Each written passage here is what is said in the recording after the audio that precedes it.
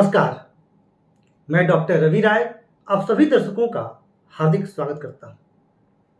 प्रिय दर्शकों, यह जो कार्यक्रम है, काफी दर्शकों का मुझे कमेंट मिला कि गुरुजी शनि और राहु युति एक साथ हो रही है और ऐसे में हमें कुछ बहुत संशय है, तो कुछ भय भी हो रहा है कि इस युति का क्या प्रभाव होगा।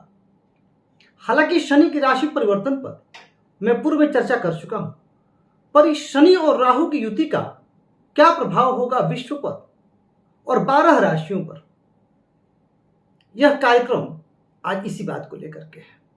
क्योंकि शनि और राहु की युति को अच्छा नहीं माना जाता, पिशाच योग कहा जाता है, शापित दोष कहा जाता है, श्रापित दोष कहा जाता है। अब 29 मार्च को जब यह युति होगी तो क्या यह इतनी भयावह होगी, क्या इतनी भयानक होगी, या इससे कुछ लाभ भी हो सकता है। और चूंकि यह मीन राशि पर हो रहा है तो इसका क्या प्रभाव होगा। तो देखिए, ऐसा नहीं है कि हमें इस युति से बहुत डरना है। मैं शुरू में स्पष्ट कर दूं आपको, क्योंकि ज्योतिष शास्त्र भय के लिए नहीं है, शंका के समाधान के लिए है, समस्या के निराकरण के लिए है। तो कुछ पॉजिटिव चीजें तो इसमें भी होंगी। और मैंने क्या कहा, ऐसा नहीं है कि यह युति पहली बार होने जा रही है, पूर्व में भी शनि और राहु की युतियां हुई हैं। अब मीन राशि की अगर मैं पर्टिकुलरली बात करूं तो 1968 में यह युति बनी थी। मीन राशि में शनि और राहु, हाँ, अब 1968 जो है वह अंतरराष्ट्रीय राजनीतिक जगत के लिए कुछ भूचाल था, कुछ हत्याएं हुई थी, कुछ एसेसिनेशन हुए थे, कुछ महत्वपूर्ण बदलाव हुए थे, कुछ प्राकृतिक घटनाएं भी थी। तो हाँ, ये मीन राशि की मैंने पर्टिकुलरली बात की। अगर आप 1979 को देखेंगे तो वहां भी शनि और राहु की युति है, तो वो सिंह राशि पे है। उसी तरह 1997 में शनि राहु आमने सामने ये स्थिति बनी थी। 2000 अगर मैं 2 या 3 की बात करूं तो उसमें भी शनि और राहु की युति थी। 2014 में शनि और राहु की युति तुला राशि पर। बहुत सारे ऐसे जो है ईयर्स रहे हैं जहां शनि और राहु की युति रही। हाँ, पर पर्टिकुलरली अगर हम मीन राशि की बात करें तो ये युति जो है वो काफी वर्षों बाद आ रही है। अब यहां पर सबसे पहले हमें समझना है कि मीन राशि ये राशि है किसकी। तो ये गुरु की राशि है और यह राशि एक भावुक राशि है, जल को दर्शाती है, समुद्र को दर्शाती है, भावना कल्पना को दर्शाती है। तो वहीं यह राशि गुरु से संबंधित है तो न्याय को भी दर्शाती है, त्याग को दर्शाती है, आध्यात्मिक सुधार को दर्शाती है। गुरु वित्त के कारक हैं तो वित्तीय सुधार को दर्शाती है। तो यहां पर इन चीजों को लेकर के होगा। और शनि और राहु, अब राहु के बारे में क्या कहा जाता है, शनिवत राहु, शनि के समान फल देते हैं। शनि जब मीन राशि में प्रवेश करेंगे और राहु वहां से निकलने की तैयारी में है, अब राहु कुंभ की तरफ जा रहे हैं, तो ये जो 50 से 51 दिन का कालखंड होगा, इसमें कुछ घटनाएं तो होंगी, परंतु ऐसी नहीं होंगी कि जिससे आप बहुत ज्यादा भयभीत हो जाएं। ऐसी नहीं होंगी कि जीवन ठहर जाएगा, ऐसी नहीं होंगी कि बहुत भूचाल आ जाएगा। ऐसा कतई नहीं होने वाला है। कुछ राजनीतिक डिसीजंस होंगे अंतर्राष्ट्रीय जगत में, कुछ युद्धगत स्थितियां बनेंगी, कुछ प्राकृतिक आपदाएं संभव है, ये सारी चीजें होंगी। अब चूंकि मीन राशि पे जब 1968 में ये स्थिति हुई थी, उसके बाद इंडिया में अगर बात करूं तो बैंक को लेकर के काफी सुधार हुआ था। शायद 1969 के आसपास की बात होगी। तो यहां भी जो वित्तीय सुधार की तरफ भारत जो है वह अग्रसर हो सकता है। इसके अतिरिक्त जो है कुछ राजनीतिक परिवर्तन, कुछ शैक्षणिक संस्थाओं में सुधार, या शैक्षणिक जो चयन होते हैं उसके मापदंडों में कुछ बदलाव, तो कुछ ऐसी स्थितियां, कुछ रिफॉर्म्स की भी स्थितियां बनेंगी। हाँ, कुछ प्रमुख हस्तियों का निधन हो सकता है, तो वहीं कुछ प्रमुख हस्तियों पर आक्षेप की स्थिति उत्पन्न हो सकती है। तो ये चीजें इस समय होंगी, तो इसके लिए तैयार रहना है। और शनि और राहु, देखिए शनि क्या है, कर्म फल प्रदाता है, दंडाधिकारी हैं। और गुरु क्या है, मीन राशि क्या है, ये गुरु क्या है, वो गुरु है। तो शनि एक सख्त शिक्षक के साथ साथ दंडाधिकारी भी है, सुधारक भी है, शिक्षक गुरु भी है, पर वो थोड़ी दया रखते हैं। पर शनिदेव जो कर्मफल है उसका दंड आपको देंगे। तो जिनके कर्म बहुत अच्छे हैं और जो अनुशासन में जी रहे हैं उनके लिए बहुत ज्यादा चिंतित होने की आवश्यकता नहीं। हाँ, अब यही कालखंड अगर लंबा होता, शनि और राहु एक साथ 6 महीने या 8 महीने की इस स्थिति में रहते, तो कुछ चिंतनीय बात हो सकती थी। अब मैंने क्या कहा, 12 राशियों पर मैं इसके प्रभाव के बारे में भी बात करूंगा। अब मेष राशि, अब मेष राशि के लिए युति कहां बनेगी? अब मेष राशि के लिए यह युति 12वें भाव में होगी। 12वां भाव व्यय को दर्शाता है, मोक्ष को दर्शाता है, विदेश यात्रा को दर्शाता है। अब 29 मार्च से लेकर के 18 मई तक मेष राशि के जातकों को विशेष सजग रहने की आवश्यकता है। अचानक से व्यय आपके सम्मुख आ सकता है, अचानक कुछ खर्चे आ सकते हैं, कुछ हॉस्पिटल्स, कुछ लिटिगेशन, कुछ विवाद, कुछ वाणी संबंधित दोष, विकार, वाणी की वजह से समस्याओं में फंस जाना, ये स्थितियां मेष राशि के जातकों के साथ हो सकती हैं। तो मेष राशि के जातकों के लिए यह युति अच्छी नहीं कही जा सकती। तो उनको करना क्या चाहिए? शनि राहु से बचाव के लिए तो आप ओम नमः शिवाय का जप करें और मंगलवार और शनिवार के दिन सुंदरकांड का पाठ करें, आपका कल्याण होगा। कोई चिंतित होने की आपको आवश्यकता नहीं। अगर आप ये करते हैं रहते हैं तो आपके लिए अत्यंत लाभ की स्थितियां जो है वो बनेंगी। और अगर लाभ की स्थितियां ना भी बने तो भी जो आपके साथ गलत हो सकता था उससे आप बच जाएंगे, या बहुत कम में होकर के वो घटना घट के निकल जाएगी। साथ ही साथ अगर मैं बात करूं, हाँ एक चीज और कह दूं कि अब मेष राशि के जातकों पर प्रभाव दिखना शुरू हो भी गया है। और कुछ लोग कमेंट करके आप लोग बताइएगा भी, क्योंकि अभी मेरी 2-3 दिन पूर्व ही एक क्लाइंट से बात हो रही थी, तो उस समय वो मेष राशि की तो मैंने कहा था कि अब आप पर असर दिखना शुरू हो गया। और बिल्कुल गुरुजी, मेरे साथ कुछ ऐसी जो है मानसिक चिंताएं और तनाव बढ़ा और मैं जल्दी रिएक्ट कर रहा हूं, क्योंकि अब वाणी पर शनि का प्रभाव आने वाला है। अब बात करते हैं लाभ भाव में वृषभ राशि के लिए। वृषभ राशि के लिए यदि लाभ भाव में बनेगी तो वृषभ राशि के लिए कोई कुछ भी चिंता करने की आवश्यकता नहीं है। लाभ भाव में सभी ग्रह अच्छा फल देते हैं, पूर्वत स्थितियां रहेंगी। हाँ, कुछ अचानक लाभ की स्थितियां बन सकती हैं, या फिर ऐसा हो सकता है कि अचानक आपको कुछ लाभ जहां से मिलने वाला हो उसमें कुछ विलंब हो जाए। ये दोनों स्थितियां आपके साथ उत्पन्न हो सकती हैं। आप मां दुर्गा की शरण में रहिए, मां लक्ष्मी की शरण में रहिए, आपका कल्याण होगा।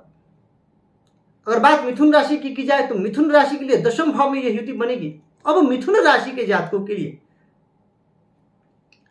इन 50-51 दिनों में जो है अपने कार्यस्थल पर विशेष सजग रहने की आवश्यकता होगी।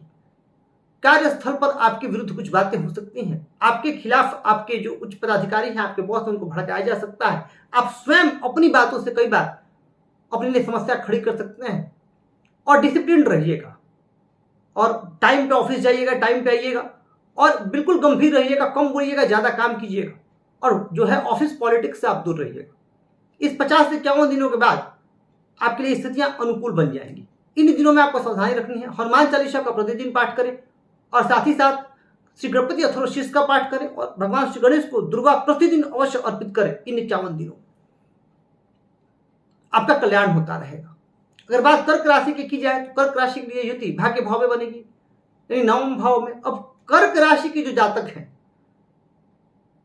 कर्क राशि के जातक ढैया से परेशान थे, जहां ढैया से मुक्ति मिलेगी वहीं भाग्य भाव में शनि और राहु की युति।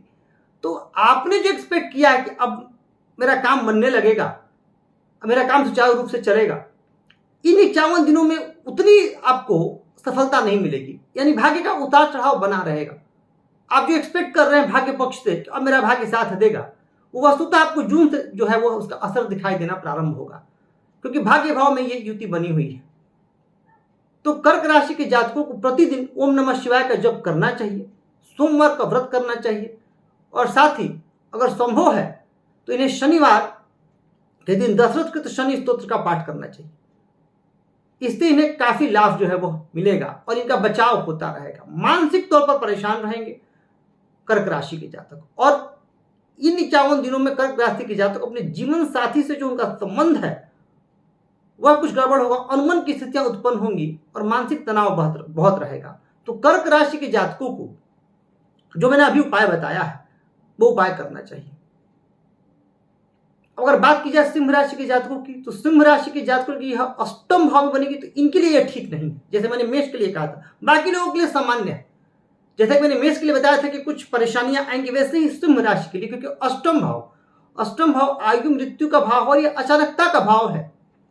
अब इस भाव में जब यह युति होगी तो अचानक कुछ अप्रिय घटनाएं घटेंगी अप्रैल और मई के मध्य, जो आपको मानसिक तौर पर परेशान करेंगे। वाहन आपको बहुत ज्यादा संभल के चलाना है। कर्ज आप अगर किसी को दे रहे हैं तो बहुत सोच समझ करके देना है। और अगर कोई पैतृक विवाद है तो अगर उसका निपटारा होना है तो उसको टालने की कोशिश करें। अगर कोई कोर्ट केस करना चाहते हैं, जैसे मान लीजिए कोई प्रॉपर्टी उस पर आपको अपना हक लेना है, तो आप केस करना चाहते हैं, लिटिगेशन में जाना चाहते हैं, तो मई के बाद जाए, जून में जाए। यानी जितना हो सके खुद को रिजर्व रख ले, कम बात करें, कम बोलें, कुछ मौन का अभ्यास करें, क्योंकि ये अष्टम भाव में जो ये युति जो स्थिति बनेगी शनि और राहु की, ये आपके स्वास्थ्य के लिए भी अनुकूल नहीं कही जा सकती है और आपके पारिवारिक जीवन के लिए भी यह स्थिति अनुकूल नहीं कही जा सकती है। और आपको प्रतिदिन दुर्गा चालीसा का पाठ करना चाहिए और साथ ही साथ रात्रि को 9 से 10 के बीच हनुमान चालीसा का पाठ आपको करना चाहिए प्रतिदिन। आपका कल्याण होगा। और शनिवार के दिन अगर आप किसी जरूरतमंद को भोजन करा दें, बहुत श्रेष्ठ रहेगा। तो फिर ये 51 दिनों की अवधि में आप बहुत ज्यादा विचलित नहीं होंगे। बात की जाए कन्या राशि के जातकों की, तो अब अगर कन्या राशि के जातकों की बात की जाए तो कन्या राशि के जातकों के लिए युति जो है वो सप्तम भाव में बनेगी। अब सप्तम भाव विवाह स्थान है, शनि वहां पे आ रहे हैं। पहले भी बता चुका हूं मैं शनि के राशि परिवर्तन पर, जो मैंने चर्चा की थी कि कन्या राशि के जातकों के लिए अब ये जो 2.5 साल का समय है, इनके दाम्पत्य जीवन में कुछ निरस्ता का अनुभव करेंगे। अब वहीं पर राहु का आना, तो ये जो 51 दिन है ये आपके जीवन साथी के स्वास्थ्य के लिए उतने अनुकूल नहीं कहे जा सकते। साथ ही साथ आपके स्वयं का व्यवहार जो है काफी चिड़चिड़ा हो जाएगा, क्योंकि सप्तम भाव में आकर के आपकी राशि पर इनकी दृष्टि जाएगी। तो स्वयं आप कंफ्यूजन की स्थिति में रहेंगे, असमंजस की स्थिति में रहेंगे, निर्णय क्षमता में कमी आएगी, स्वास्थ्य को संबंधित कुछ बाधाएं रहेंगी। अगर आप पार्टनरशिप का काम इस समय करने का सोच रहे हैं तो उसको बिल्कुल अवॉइड करिए। और उपाय क्या करें आप? उपाय आपको यह करना है कि भगवान श्री गणेश को दुर्वा अर्पित करें और गणपति अथर्वशीर्ष का आप पाठ करें। बुद्धि आपकी सही दिशा में रहे तो ये आपके लिए अनुकूल होगा। तो ही बात अगर तुला राशि के जातकों के लिए की जाए तो तुला राशि के जातकों के लिए छठे भाव में जो है यह युति बनेगी। तो तुला राशि के जातकों को तो चिंतित होने की आवश्यकता ही नहीं है। जैसे वृषभ राशि के जातकों को मैंने कहा था कि लाभ भाव में है, वैसे ही छठे भाव में है। पूर्ववत स्थितियां चलती रहेंगी। शत्रु अगर परेशान करने की कोशिश भी करेंगे तो पराजय उन्हीं की होगी। हाँ, कुछ रोग आपको परेशान कर सकते हैं तो हनुमान जी की शरण में रहिए, आपका कल्याण होगा। तो तुला राशि के जातकों को चिंतित होने की आवश्यकता इस राशि परिवर्तन, इस युति से बहुत ज्यादा नहीं है। हाँ, वृश्चिक राशि के जातकों के पंचम भाव में बनेगी। कोई बड़ा निर्णय आपको नहीं लेना है। पंचम भाव में देखिए, पंचम भाव बुद्धि का भाव है और बुद्धि के भाव में शनि और राहु का आना यह आपके संतान पक्ष के लिए ठीक नहीं है। हो सकता है कि संतान का स्वास्थ्य कुछ गड़बड़ रहे इस समय, या संतान से कुछ अनबन की स्थितियां बने। आप स्वयं कुछ ऐसे निर्णय ले लें। स्टॉक मार्केट में एग्रेसिव डिसीजन मत लीजिएगा, निवेश करते समय बहुत सावधान रहिएगा। तो ये समय वृश्चिक राशि के जातकों के लिए अनुकूल नहीं है, विद्यार्थियों के लिए अनुकूल नहीं है। मन पढ़ाई से भटकेगा या कुछ बीमारी इस समय आपको ऐसी परेशान कर सकती है कि आप फोकस नहीं कर पाएंगे। तो बड़ा निर्णय इस समय आपको नहीं लेना है। लाभ की स्थितियां कम बनेंगी। हनुमान जी और शिव जी की शरण में रहिए, कल्याण होगा। और अगर वृश्चिक राशि के जातक हैं, 7 मुखी रुद्राक्ष इसमें धारण करें तो उनके लिए बहुत अनुकूल रहेगा। तो आप 7 मुखी रुद्राक्ष धारण करिए, कल्याण होगा आपका। अब बात की जाए धनु राशि के जातकों के लिए, तो धनु राशि के जातकों के चतुर्थ भाव में यह युति बनेगी, तो उनके लिए भी ठीक नहीं है। इस समय आपके माता जी का स्वास्थ्य चिंता का कारण बन सकता है। साथ ही साथ इस समय में आप स्वयं भी कुछ परेशान रहेंगे, क्योंकि यह भूमि भवन वाहन का भाव है। तो इस समय मार्च से लेकर के 20 मई तक, कम से कम आपको 29 मार्च से 20 मई तक वाहन बहुत जरूरी हो तभी चलाएं, या अगर चला रहे हैं तो अति सावधानी से चलाएं। जो प्रॉपर रूल्स हैं उनको फॉलो करें। जैसे कार चला रहे हैं तो सीट बेल्ट और सुरक्षा का ध्यान रखें, बाइक चला रहे हैं तो हेलमेट पहनना ना भूलें। तो ये चीजें आपको करनी है। तो धनु राशि के इस समय जनता में आपको, अगर आप राजनीतिक सामाजिक क्षेत्र में सक्रिय हैं तो आपको जनता का कुछ विरोध या कुछ उदासीनता, उच्च पदाधिकारियों से कुछ उदासीनता, अगर आप नौकरी में हैं तो वो स्थितियां बनेंगी। तो धैर्य के साथ आपको यह समय बिताना है। आपके लिए इस समय में श्री विष्णु सहस्त्र नाम का पाठ परम अनुकूल है। ओम नमो भगवते वासुदेवाय प्रभु के इस मंत्र का आप एक माला 108 बार जप कर सकते हैं। यह आपके लिए कल्याणकारी होगा। बात अगर मकर राशि की जाए तो मकर राशि के जातकों के लिए यह जो शनि और राहु की युति पराक्रम भाव में होगी। अब पराक्रम भाव में तीसरे भाव में यह युति होगी तो उनके लिए कुछ भी बहुत विशेष चिंता की आवश्यकता नहीं है। जहां एक और ये 7.5 से मुक्त हो जाएंगे और आशावादिता का संचार होगा, जो कार्य रुक रहे थे वो बनने लगेंगे, तो वहीं पराक्रम भाव में आकर के भाग्य भाव पर दृष्टि, इन 51 दिनों में भाग्य पक्ष का उतना साथ नहीं मिलेगा, पर ये क्षणिक है। जून के बाद से इनके जीवन जो है वो पटरी पर बहुत विशेष तौर पे आने लगेगी और इनके कार्यों को गति मिलेगी, रफ्तार मिलेगा। इसमें भाई बहनों से संबंध जो है वो कुछ प्रतिकूलता की ओर जा सकते हैं और बहुत संभव है क्योंकि ये युति पराक्रम भाव में बन रही है तो कुछ ऐसी स्थितियां निर्मित हो घरेलू वातावरण में, घर परिवार में, कि आप पराक्रम ना दिखा पाए। पराक्रम ना दिखा पाएगा अर्थ क्या? आप जो काम कर रहे हैं उसे फोकस ना कर पाए, कर्म ना कर पाए। कुछ ऐसी स्थितियां भाई बहनों से संबंधित कुछ ऐसे समाचार मिलेंगे आपको जो आपको व्यथित और चिंतित रखेंगे, परंतु फिर भी बहुत ज्यादा चिंतित होने की आवश्यकता नहीं है। वस्तुतः 3 राशियां ऐसी हैं, वृषभ, तुला और मकर, जिन पर इस युति का प्रतिकूल प्रभाव ना के बराबर है, अनुकूल प्रभाव ही है। या नुकसान ज्यादा कुछ नहीं होगा। बात की जाए कुंभ राशि के जातकों की तो धन, वाणी और कुटुंब भाव में अब कुंभ राशि के जातकों पर इसका प्रभाव दिखना शुरू हो गया होगा। वाणी उग्र हो रही है, झल्ला रहे हैं आप, चिड़चिड़ापन हावी हो रहा है, जहां जो बात नहीं बोलनी है वो भी तो बोल जा रहे हैं। तो ये स्थितियां अनुकूल नहीं है आपके लिए। तो आपको ध्यान इतना अवश्य रखना है कि वाणी पर नियंत्रण रखें, घर परिवार के माहौल जो अनुकूल बना करके रखें, ओवर रिएक्ट करने से बचें, इसका ध्यान रखना है। और यदि आप मांसाहार का सेवन करते हैं तो इस समय में कदापि ना करें, और मैं तो कहता हूं कि हमेशा के लिए जो है त्याग दें। तो ये स्थितियां निर्मित हो रही हैं। आपको हनुमान जी की शरण में रहना चाहिए और प्रतिदिन 1 घंटा मौन का अभ्यास करना चाहिए। यह आपके लिए परम कल्याणकारी है।